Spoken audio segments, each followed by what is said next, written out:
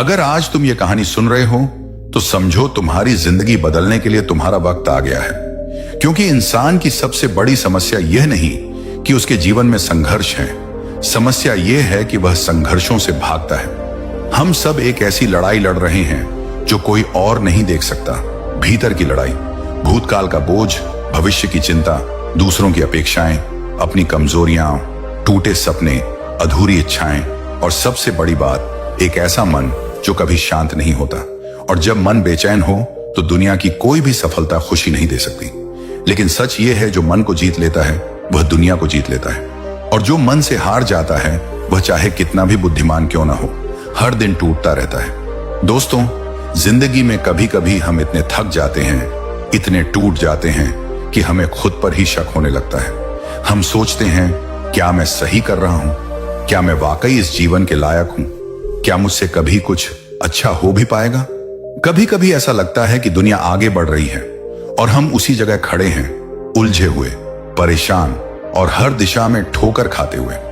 लेकिन सुनो, यह कमजोरी नहीं है, यह वह मोड़ है जहां इंसान या तो टूट जाता है या जन्म लेता है। जिन्हें लगता है कि उनका जीवन बेकार है, जिन्हें लगता है कि संघर्ष खत्म ही नहीं हो रहा, जिन्हें लगता है कि काश मैं इंसान न होकर कुछ और होता, उनसे मैं एक बात पूछना चाहता हूं। क्या तुम्हें लगता है कि तुम्हारा दर्द दुनिया में सबसे बड़ा है? क्या तुम्हें लगता है कि तुम्हारा संघर्ष तुम्हारी किस्मत है? क्या तुम्हें लगता है कि जीवन ने सिर्फ तुम्हें ही चोट पहुंचाई है? दोस्त, अगर तुम यह सब सोच रहे हो तो एक सच्चाई सुनो, तुम्हारा संघर्ष तुम्हें खत्म करने नहीं आया, वह तुम्हें बदलने आया है। और सच यही है, जब इंसान अपनी किस्मत से लड़ना छोड़ देता है तब जीवन उससे लड़ना शुरू कर देता है। लेकिन जब इंसान संघर्ष को पकड़कर आगे बढ़ता है तभी जीवन सामने झुकता है।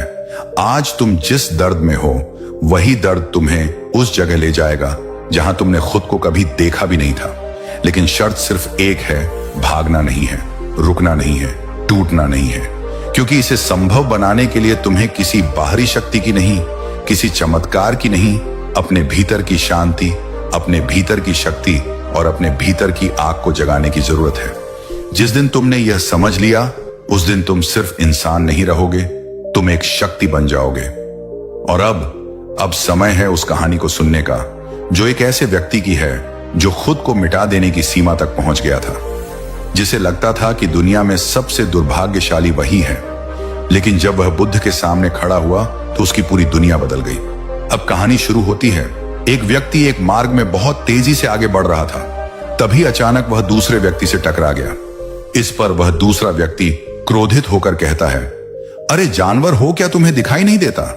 एक सांड की तरह लगातार आगे बढ़ते जा रहे हो। इस पर पहला व्यक्ति कहता है, काश आप जो कह रहे हैं वही सत्य होता, लेकिन दुर्भाग्यवश मैं एक मनुष्य हूं।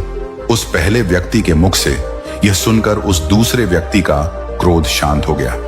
वह उस पहले व्यक्ति से कहता है, लगता है तुम बहुत दुखी हो, वरना सौभाग्य की बात को दुर्भाग्य ना कहते। क्योंकि एक इंसान का जन्म पाना तो बड़े ही सौभाग्य की बात है। मनुष्य का जीवन बड़ी कठिनाइयों से मिलता है और तुम हो कि एक जानवर होना चाहते हो। तभी वह पहला व्यक्ति कहता है, मित्र, क्या आपने कभी किसी जानवर को आत्महत्या करते हुए देखा है? क्या आपने कभी किसी जानवर को किसी दूसरे जानवर को धोखा देते हुए देखा है? क्या आपने किसी जानवर को अपने अतीत या फिर अपने भविष्य के लिए परेशान होते हुए देखा है? ऐसे में मनुष्य का जीवन भला सौभाग्य की बात कैसे हो सकती है? इससे अच्छा तो पशुओं का जीवन ही है। हम मनुष्य तो पशुओं से भी गए गुजरे हैं। उस पहले व्यक्ति की यह सारी बातें सुनकर वह दूसरा व्यक्ति कहता है, लगता है तुम बहुत दुखी हो, तुम्हारे जीवन में बहुत बड़ी समस्या आ पड़ी है। यदि ऐसा है तो तुम्हें इसका समाधान महात्मा बुद्ध के पास मिल जाएगा, तो वहां जाओ। तभी पहला व्यक्ति कहता है कि कौन है, क्या कोई साधु है, महात्मा है, ऋषि मुनि है या पंडित है? अगर वह इनमें से हैं तो इनमें से कोई भी मेरी मदद नहीं कर सकता। मैं ऐसे कई लोगों से मिल चुका हूं और इनके पास मेरी समस्या का कोई समाधान नहीं है। इस पर वह दूसरा व्यक्ति कहता है, वह इनमें से तो नहीं है, लेकिन वह क्या है यह मैं भी नहीं जानता। बस मैं इतना ही जानता हूं कि जो भी उनके पास जाता है उनकी सभी समस्याओं का समाधान वह बड़ी सरलता से कर देते हैं। जो भी उनके पास आता है वह अपने सारे दुख दर्द वहीं पर छोड़कर चला आता है। उस दूसरे व्यक्ति की बात सुनकर पहले व्यक्ति को लगा कि उसे भी महात्मा बुद्ध से मिलना चाहिए। उसने उस दूसरे व्यक्ति से कहा, ठीक है भाई, अगर तुम कहते हो तो मैं एक बार उनसे भी मिल लेता हूं, उन्हें भी देख लेता हूं कि आखिर ऐसी क्या बात है जो लोगों की समस्याओं का समाधान बड़ी सरलता से कर देते हैं। इतना कहकर वह व्यक्ति अगले ही दिन महात्मा बुद्ध से मिलने के लिए निकल पड़ता है। लगातार 4 दिन की यात्रा करने के बाद आखिरकार वह महात्मा बुद्ध के पास जा पहुंचा। जब वह महात्मा बुद्ध के करीब पहुंचा तो उसने देखा कि महात्मा बुद्ध अपने सभी शिष्यों को उपदेश दे रहे थे। महात्मा बुद्ध कह रहे थे, इस पृथ्वी पर उपस्थित हर किसी का जीवन बहुत कीमती है, परंतु मनुष्य जीवन अनमोल है। इसका उपयोग कर मनुष्य जीवन के उच्चतम शिखर तक पहुंच सकता है और इसी मनुष्य जीवन के कारण हम मनुष्य पशुओं से नीचे भी आ सकते हैं। महात्मा बुद्ध का यह उपदेश समाप्त होते ही वहां पर जो भी लोग बैठे हुए थे वह वहां से चले गए। तभी वह व्यक्ति महात्मा बुद्ध के करीब पहुंचा और वह महात्मा बुद्ध को प्रणाम करके कहता है, हे बुद्ध, आप कहते हैं कि हम मनुष्य का जीवन अनमोल है। आखिर हम मनुष्य के जीवन में ऐसी क्या बात है? हम मनुष्य के जीवन में कीमती जैसा क्या है? हम चिंता करते हैं, परेशान रहते हैं, हम अपने भविष्य के लिए हमेशा चिंतित रहते। ऐसे ही हजारों प्रकार की समस्याएं हम मनुष्य के जीवन में चलती रहती हैं। लेकिन आप क्या जाने, आप तो एक साधु हैं।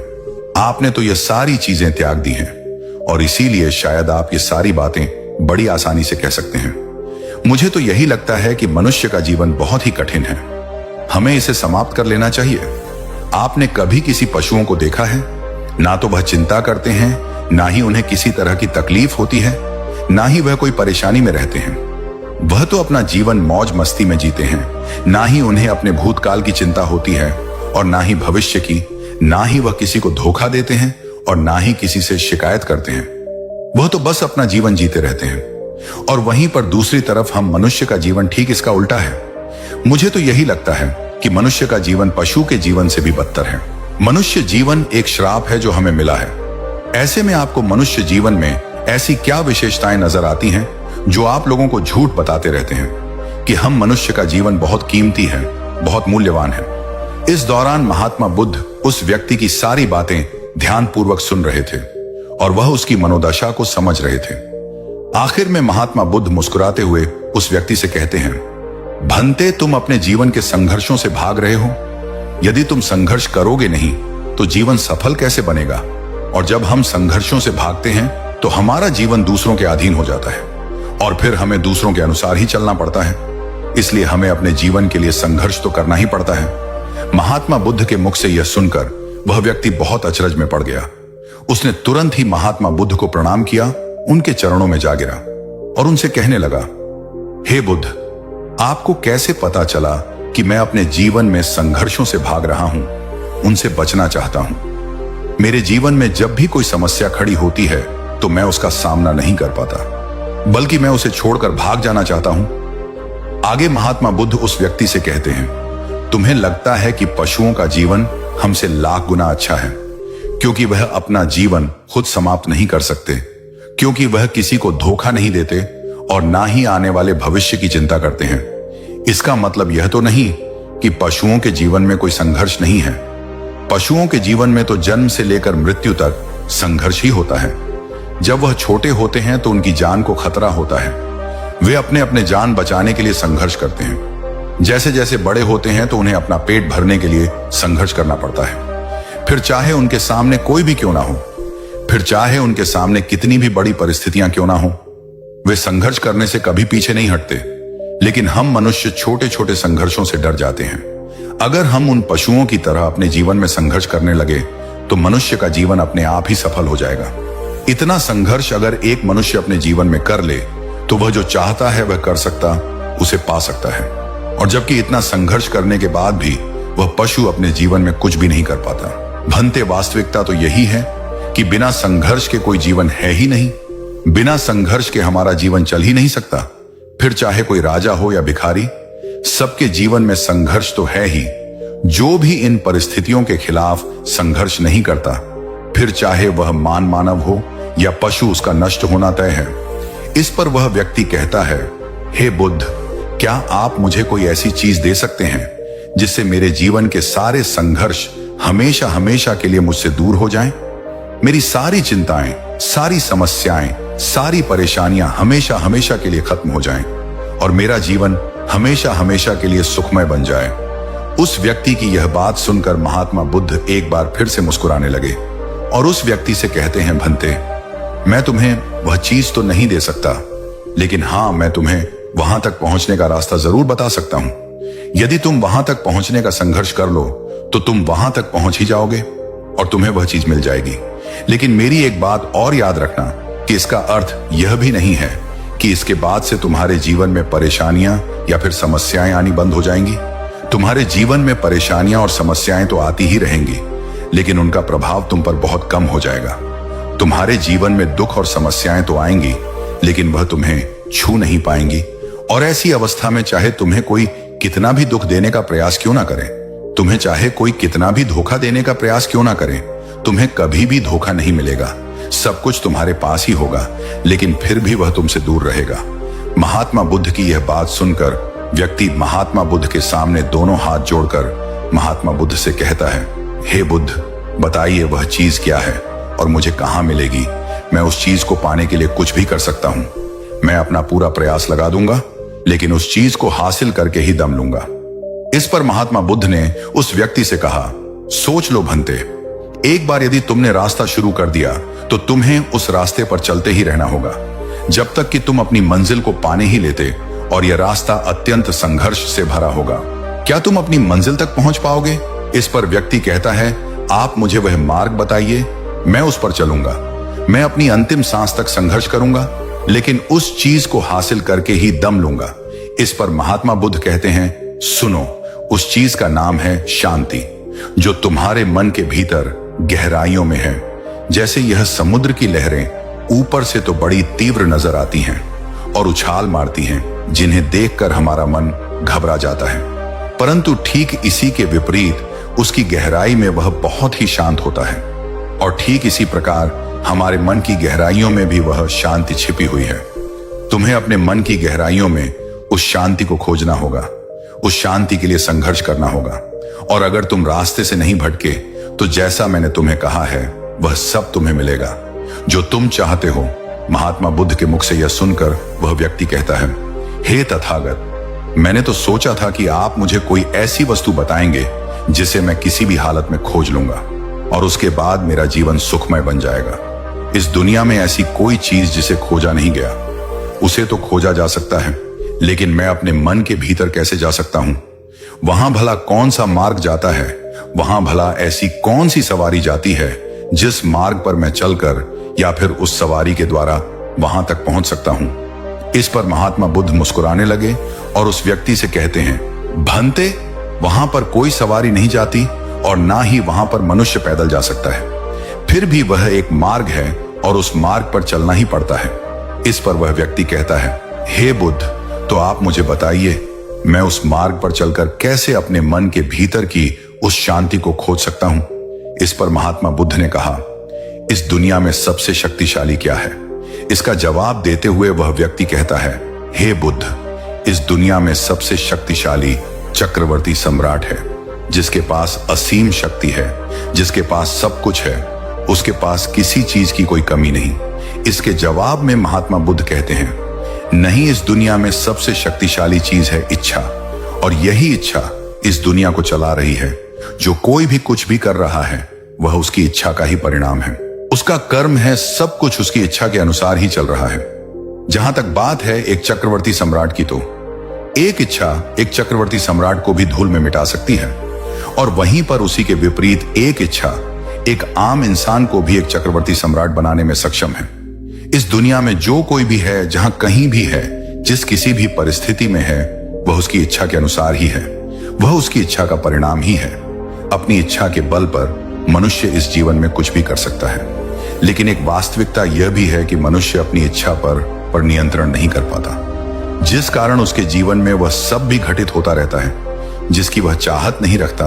हमारे मन की बुरी इच्छाएं हमारी तरफ बुरी चीजों को खींचती हैं। इसलिए इच्छा बहुत सोच समझ कर करनी चाहिए। हमें अपने जीवन में क्या चाहिए, यह केवल हम अपनी इच्छा से ही निर्धारित कर सकते हैं। इस पर वह व्यक्ति कहता है, हे बुद्ध, तो क्या मैं अगर यह इच्छा कर करूं कि मुझे अपने मन की भीतर की शांति मिल जाए, तो क्या वह मुझे मिल जाएगी? तभी महात्मा बुद्ध कहते हैं, भंते, इस दुनिया में सबसे शक्तिशाली इच्छा अवश्य ही है, परंतु फिर भी मनुष्य न जाने अपने जीवन में तरह तरह की इच्छाएं पालता है, लेकिन वह सारी इच्छाएं उसकी पूर्ण नहीं हो पाती। जानते हो क्यों? क्योंकि उस इच्छा को पूरा करने के लिए एक और चीज की आवश्यकता पड़ती है, और वह एक चीज की कमी मनुष्य के जीवन में हमेशा बनी रहती है। क्या तुम उसके बारे में जानते हो? इस पर वह व्यक्ति कहता है, नहीं बुद्ध, मैं नहीं जानता वह क्या चीज है। तभी महात्मा बुद्ध कहते हैं, भंते, संकल्प के बिना इच्छा व्यर्थ है। संकल्प के बिना तुम चाहे कितनी भी बड़ी इच्छा क्यों ना कर लो, लेकिन वह कभी पूरी नहीं हो सकती। संकल्प जितना मजबूत होगा, तुम्हारी इच्छा भी पूरी होने की संभावना उतनी ही अधिक होगी, और संकल्प जितना कमजोर होगा, तुम्हारी इच्छा भी उतनी ही कमजोर होगी। इस पर वह व्यक्ति महात्मा बुद्ध से कहता है, हे, तो इसका अर्थ यह हुआ कि यदि मुझे शांति पाने की इच्छा है और मैं इसे पाने के लिए दृढ़ संकल्प करूं, तो क्या मुझे वह शांति मिल जाएगी? तभी महात्मा बुद्ध कहते हैं, भंते, संकल्प भले ही इच्छा को शक्ति प्रदान करता है, परंतु इच्छा और दृढ़ संकल्प होने के बाद भी व्यक्ति अपने मंजिल तक पहुंच नहीं पाता, क्योंकि वह राह में भटक जाता है और फिर थक हार कर वह अपने संकल्प को त्याग देता है और अपनी इच्छाओं को छोड़ देता है। क्या तुम जानते हो ऐसा क्यों होता है? इस पर वह व्यक्ति कहता है, हे बुद्ध, मुझे नहीं पता। तभी महात्मा बुद्ध कहते हैं, क्योंकि किसी भी मार्ग पर चलने के लिए उस मार्ग के ज्ञान का होना बहुत आवश्यक है, और यह ज्ञान हमें उस मार्ग पर चलकर ही मिल सकता है, न कि केवल बैठकर सोचने से।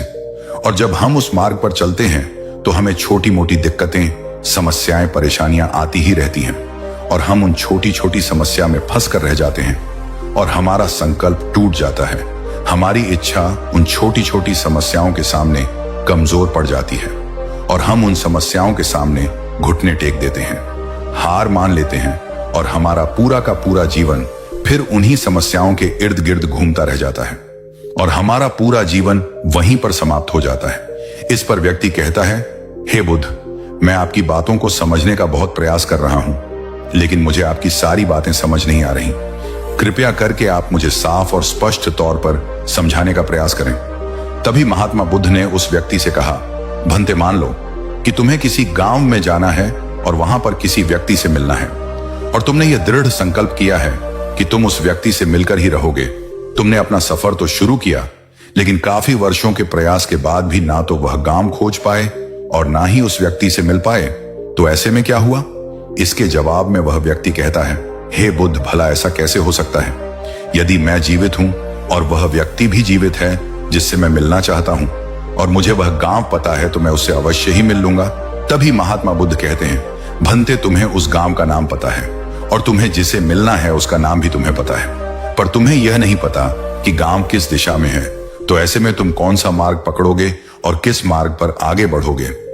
यदि मान लो कि तुमने किसी विपरीत मार्ग को पकड़ लिया, तो क्या वह तुम्हें उस गांव तक ले जाएगा? क्या वह तुम्हें उस व्यक्ति तक मिला पाएगा? इस पर वह व्यक्ति कहता है, हे बुद्ध, इस अवस्था में तो यह कार्य बिल्कुल भी असंभव होगा।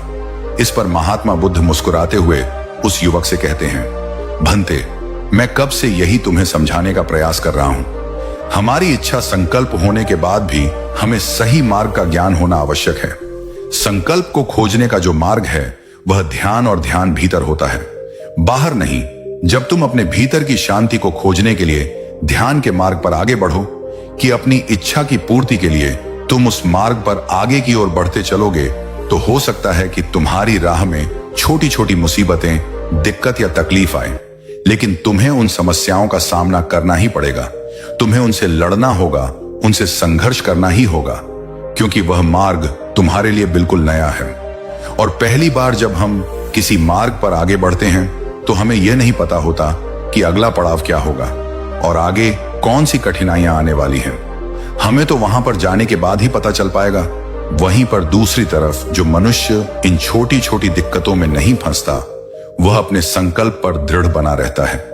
अपने जीवन में वह सब कुछ पा लेता है जो वह चाहता है, और अपनी मंजिल पर पहुंचकर उसे असीम शांति भी मिलती है।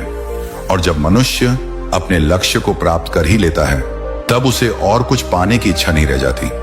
इसी प्रकार यदि तुम भी केवल मार्ग पर आगे बढ़ते रहो, तो तुम भी अपने मन के अंतर तक पहुंच जाओगे, और वहां पहुंचने के बाद तुम्हें किसी चीज की कोई आवश्यकता नहीं पड़ेगी। ना ही तुम्हें कोई धोखा दे पाएगा, ना ही तुम्हें कोई लूट पाएगा, और ना ही तुम्हें कोई दुख पहुंचा पाएगा। उस अवस्था में पहुंचने के बाद ना ही कोई मोह, ना ही कोई चिंता, और ना ही कोई समस्या रहेगी।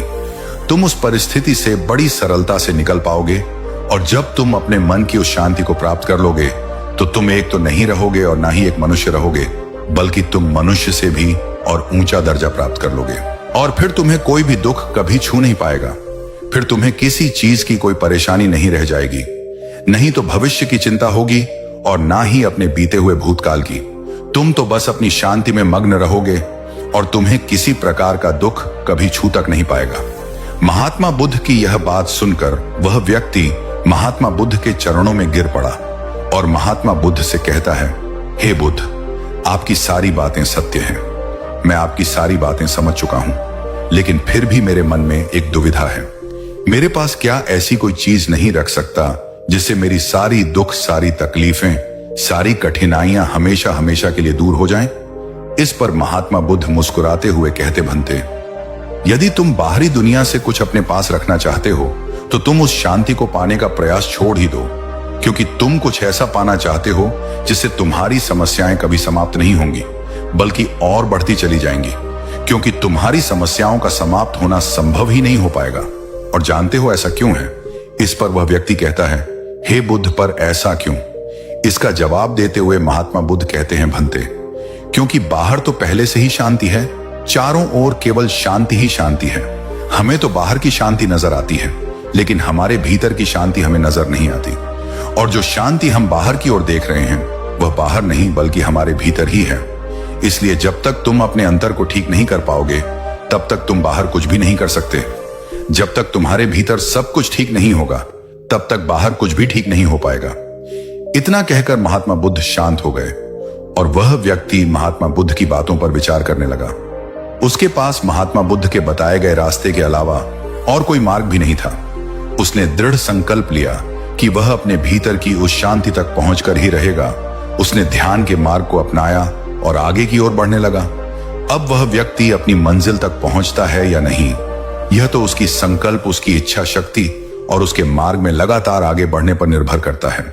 उससे यह भी समझ आ गया कि मनुष्य का जीवन पशुओं से बुरा नहीं है, बल्कि उससे जैसा जीवन मिला है वही सही है और उसे वह और बेहतर कर सकता है।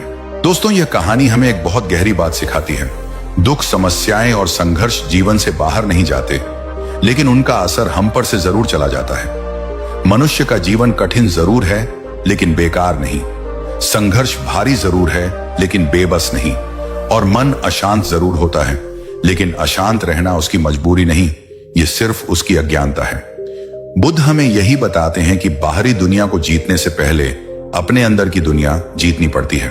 समस्याएं बाहर नहीं होती, उन पर हमारी पकड़ कमजोर होती है। इच्छा हमें दिशा देती है, संकल्प हमें रास्ते पर टिकाकर रखता है और ज्ञान हमें मंजिल तक पहुंचाता है। जब इंसान अपनी लड़ाई बाहर नहीं, अपने भीतर लड़ना शुरू कर देता है तो उसका पूरा जीवन बदल जाता है। और याद रखना, शांति कहीं बाहर नहीं मिलती, वह हमेशा से आपके भीतर ही थी, बस आप उसे देख नहीं पाए। जिस दिन आपने अपने मन की गहराइयों में उतरना सीख लिया, उस दिन से न कोई दुख आपको छू पाएगा, न कोई धोखा आपको गिरा पाएगा और न कोई समस्या आपको डरा पाएगी। आप वही रहेंगे, दुनिया वही रहेगी, लेकिन आपका मन बदल जाएगा और मन का बदलना ही जीवन का बदल जाना है। मित्रों, आपसे विदा लेता हूं। मुझे उम्मीद है आपको भी इस वीडियो से बहुत कुछ सीखने को मिला होगा और वीडियो अच्छी लगे तो इसे अपने दोस्तों को जरूर शेयर करिएगा। मिलते हैं अगले वीडियो में कुछ नए विचारों के साथ। तब तक के लिए इस वीडियो में बने रहने के लिए सच्चे दिल से आपका बहुत बहुत आभार। आप और आपका परिवार हमेशा खुशी और प्रसन्न रहें।